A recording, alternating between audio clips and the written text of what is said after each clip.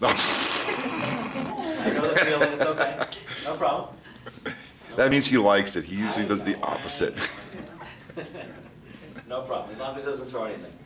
No, we won't. But then, anyway, to answer your question, my background is jazz. I listen to Django Reinhardt, Wes Montgomery, but most of the time this actually takes place in a rock thing, you know, because Tony Levin plays it, Alphonso Johnson, and most of the guys who play it, it's very simple to play like new agey kind of stuff. This kind of like pretty stuff. So if you got CDs of this instrument, you hear a lot of new age, maybe progressive rock.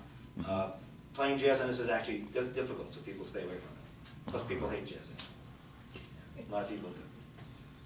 But I've played many jazz festivals around the world, Montreal Jazz Festival. I actually produce a jazz festival. Anybody is interested, there's a free jazz festival at a library in Long Beach. Oh, yes. The library system is the best. When? Yeah. It's the end of September. Oh. It's our 10th anniversary. Ways to go. Yes, I haven't even booked it yet. What happened was 10 years ago, a friend of mine came on board and said, we want to start a jazz festival.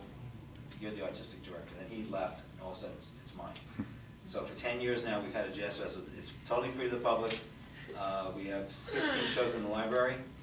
It's always capacity crowd, 250 people. Yeah. Some big names, Kelly Minucci from Special Effects, Omar Hakim. We're working this year on Pat Martino, great jazz guitar player. And Kelly's friend is also Bernie Williams, who's a jazz guitar player now, who used to play center field for the Yankees. We're trying to get in. Has it made its way into the orchestra at all? Has anybody taken advantage of this? Yeah, you know, it seems like a no-brainer. There's actually a YouTube video of 20 guys playing this. It's called the Stickerstrip. That's about it. Yeah. I mean, you know, if somebody wants to do it, I'm more than happy to do it. I've played in large ensembles and stuff, but it really just people are not aware of it. You know, I mean, we went around the room. There's only one or two people who know about it, and even in the industry, you know, people they just don't know about it. Wow. Because the guys who do play it in a band as a bass. They haven't played it as a full-fledged instrument yet. But it's, you know, with the internet and stuff, it's a lot easier. 20 years ago, there was no YouTube, there's no internet. So you had to go store to store, door to door, and say, look what I got.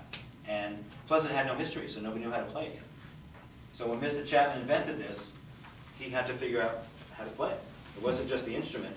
And now they, you know, I've actually written a method book on this from Mel Bay and a tutorial 2-DVD set. So now if you buy one, you can buy the, you know, you can learn from some of these materials. There were no materials 20 years ago.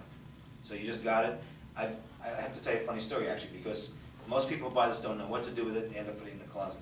So I was in San Francisco about 3 or 4 years ago, and I'm in an art gallery, and they're showing Ron Wood's paintings on the wall and stuff like that. Ron Wood's is the guitar player for the Rolling Stones, and there's a picture of the Rolling Stones, and the bass player's not in it, and he's never in it. He's a new guy, he's a different color than the rest of the band, and I said to the curator of the gallery, how come the bass player's never in the picture? Because he says, why do you ask? I said, because I know he plays this instrument called the Chapman Stick. And he grabs me by the shoulder and says, don't go anywhere. Calls his wife bought one. Didn't know what to do with it. She was just laying in the closet for 2 years. So I gave her a lesson. But that's very common. People buy it and they go, I don't know what to do with it. And now I'm teaching actually Skype lessons to people around the world, which is very cool, because people in Australia, they buy it and they go, what do I do now?